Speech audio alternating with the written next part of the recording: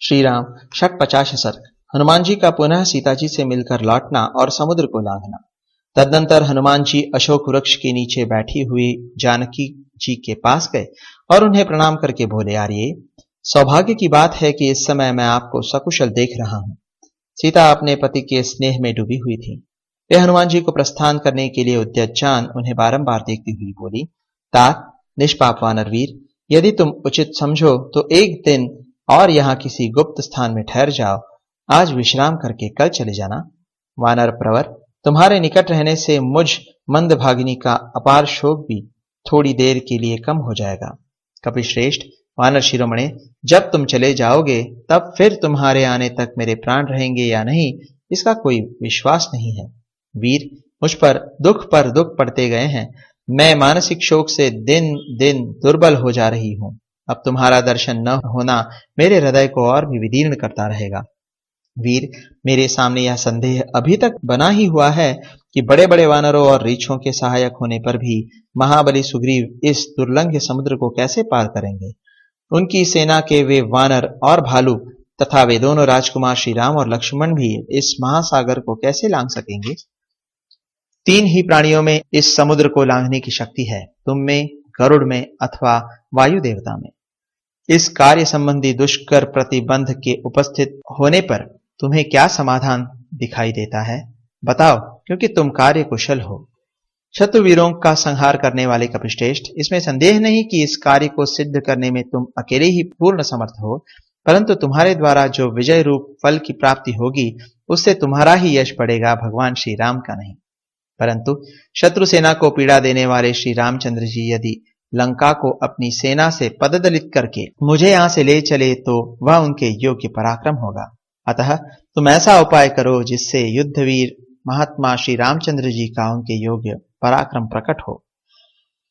सीता जी की यह बात स्नेहयुक्त तथा विशेष अभिप्राय से भरी हुई थी। इसे सुनकर वीर हनुमान ने इस प्रकार उत्तर दिया, देवी, वानर और भालुओं की सेनाओं के स्वामी कपिश्रेष्ठ सुग्रीव बड़े शक्तिशाली पुरुष हैं। वे तुम्हारे उद्धार के लिए प्रतिज्ञा कर चुके हैं। विदेह नंदिनी, अतः वे वानर राज सुग्रीव सहस्त्रों कोटि वानरों से घिरे हुए तुरंत यहाँ आएंगे। साथ ही वे दोनों वीर नरश्रेष्ठ श्री राम और लक्ष्मण भी एक साथ आकर अपने सहायकों से इस लंकापुरी का विध्वंस कर डालेंगे। वरारोहे, राक्षस राज रावण को उसके सैनिकों सहित काल के गाल में डालकर श्री रघुनाथ जी आपको साथ ले शीघ्र ही अपनी पुरी को पधारेंगे। इसलिए आप धैर्य धारण करें, आपका भला हो। आप समय की प्रतीक्षा करें। रावण शीघ्र ही रणभूमि में श्री राम के हाथ से मारा जाएगा, यह आप अपनी आंखों से देखेंगी। पुत्र, मंत्री और भाई बंधुओं सहित राक्षस राज रावण के मारे जाने पर आप श्री रामचंद्र जी के साथ उसी प्रकार मिलेंगी जैसे रोहिणी चंद्रमा से मिलती है। वानरों और भालुओं के प्रमुख वीरों के साथ श्री रामचंद्र जी शीघ्र ही यहाँ पधारेंगे और युद्ध में शत्रुओं को जीतकर आपका सारा शोक दूर कर देंगे। विदेह नंदिनी सीता को इस प्रकार आश्वासन दे वहां से जाने का विचार करके पवन कुमार हनुमान ने उन्हें प्रणाम किया। वे बड़े बड़े राक्षसों को मारकर अपने महान बल का परिचय दे वहां ख्याति प्राप्त कर चुके थे। उन्होंने सीता को आश्वासन दे लंकापुरी को व्याकुल करके रावण को चकमा देकर उसे अपना भयानक बल दिखा वैदेही को प्रणाम करके पुनः समुद्र के बीच से होकर लौट जाने का विचार किया। अब यहां उनके लिए कोई कार्य बाकी नहीं रह गया था। अतः अपने स्वामी श्री रामचंद्र जी के दर्शन के लिए उत्सुक हो वे शत्रुमर्दन कपिश्रेष्ठ हनुमान पर्वतों में उत्तम अरिष्ट गिरि पर चढ़ गए। ऊंचे ऊंचे पद्मों को पद्म के समान वर्ण वाले वृक्षों से सेवित नीली वनश्रेणियां मानो उस पर्वत का परिधान वस्त्र थीं। शिखरों पर लटके हुए श्याम मेघ उसके लिए उत्तरीय वस्त्र मतलब चादर से प्रतीत होते थे। सूर्य की कल्याणमयी किरणें प्रेम पूर्वक उसे जगाती सी जान पड़ती थी। नाना प्रकार के धातु मानो उसके खुले हुए नेत्र थे जिनसे वह सब कुछ देखता हुआ सा स्थित था।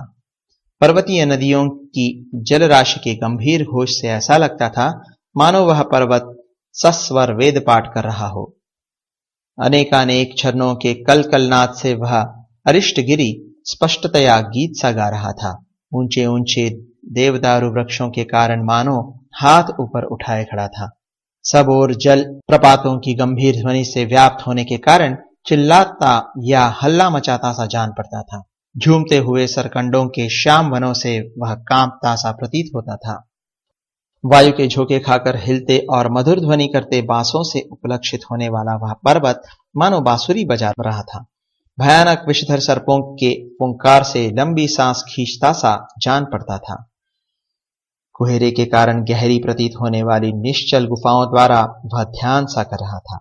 उठे हुए मेघों के समान शोभा पाने वाले पर्वतवर्ती पर्वतों द्वारा सब ओर विचरता सा प्रतीत होता था। मेघमालाओं से अलंकृत शिखरों द्वारा वह आकाश में अंगड़ाई सी ले रहा था। अनेकानेक रंगों से व्याप्त तथा बहुत सी कंदराओं से सुशोभित था। साल, ताल, कर्ण और बहुसंख्यक बांस के वृक्ष उसे सब ओर से घेरे हुए थे। फूलों के भार से लदे और फैले हुए लता वितान उस पर्वत के अलंकार थे। नाना प्रकार के पशु वहां सब ओर भरे हुए थे। विविध धातुओं के पिघलने से उसकी बड़ी शोभा हो रही थी। वह पर्वत बहुसंख्यक झरनों से विभूषित तथा राशि राशि शिलाओं से भरा हुआ था। महर्षि, यक्ष, गंधर्व, किन्नर और नागगण वहां निवास करते थे। लताओं और वृक्षों द्वारा वह सब ओर से आच्छादित था। उसकी कंदराओं में सिंह दहाड़ रहे थे। व्याघ्र और हिंसक जंतु भी वहां सब ओर फैले हुए थे। स्वादिष्ट फलों से लदे हुए वृक्ष और मधुर कंदमूल आदि की वहां बहुतायत थी।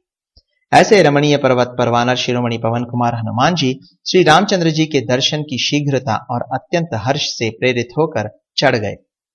उस पर्वत के रमणीय शिखरों पर जो शिलाएं थीं, वे उनके पैरों के आघात से भारी आवाज के साथ चूर चूर होकर बिखर जाती थी। उस शैलराज अरिष्ट पर आरूढ़ हो महाकपि हनुमान जी ने समुद्र के दक्षिण तट से उत्तर तट पर जाने की इच्छा से अपने शरीर को बहुत बड़ा बना लिया। उस पर्वत पर आरूढ़ होने के पश्चात वीरवर पवन कुमार ने भयानक सर्पों से सेवित उस भीषण महासागर की ओर दृष्टिपात किया। वायु देवता के औरस पुत्र कपिश्रेष्ठ हनुमान जैसे वायु आकाश में तीव्र गति से प्रवाहित होती है, उसी प्रकार दक्षिण से उत्तर दिशा की ओर बड़े वेग से उछलकर चले। हनुमान जी के पैरों का दबाव पड़ने के कारण उस श्रेष्ठ पर्वत से बड़ी भयंकर आवाज हुई और वह अपने कांपते हुए शिखरों, टूटकर गिरते हुए वृक्षों तथा भांति भांति के प्राणियों सहित तत्काल धरती में धंस गया। उसके महान वेग से कंपित हो फूलों से लदे हुए बहुसंख्यक वृक्ष इस प्रकार पृथ्वी पर गिर पड़े मानो उन्हें वज्र मार गया हो। उस समय उस पर्वत की कंदराओं में रहकर दबे हुए महाबली सिंहों का भयंकर नाद आकाश को फाड़ता हुआ सा सुनाई दे रहा था। भय के कारण जिनके वस्त्र ढीले पड़ गए थे और आभूषण उलट पलट गए थे, वे विद्याधरियां सहसा उस पर्वत से ऊपर की ओर उड़ चली। बड़े बड़े आकार और चमकीली जीभ वाले महाविशैले बलवान सर्प अपने फन तथा गले को दबाकर कुंडलाकार हो गए। किन्नर, नाग, गंधर्व, यक्ष और विद्याधर उस धंसते हुए पर्वत को छोड़कर आकाश में स्थित हो गए। बलवान हनुमान जी के वेग से दबकर वह शोभाशाली महीधर वृक्षों और ऊंचे शिखरों सहित रसातल में चला गया। अरिष्ट पर्वत 30 योजन ऊंचा और 10 योजन चौड़ा था, फिर भी उनके पैरों से दबकर भूमि के बराबर हो गया। जिनकी ऊंची ऊंची तरंगे उठकर अपने किनारों का चुंबन करती थी, उस खारे पानी के भयानक समुद्र को लीलापूर्वक लांघ जाने की इच्छा से हनुमान जी आकाश में उड़ चले। इस प्रकार श्री वाल्मीकि निर्मित आर्ष रामायण आदि काव्य के सुंदरकांड में 56वां सर्ग पूरा हुआ।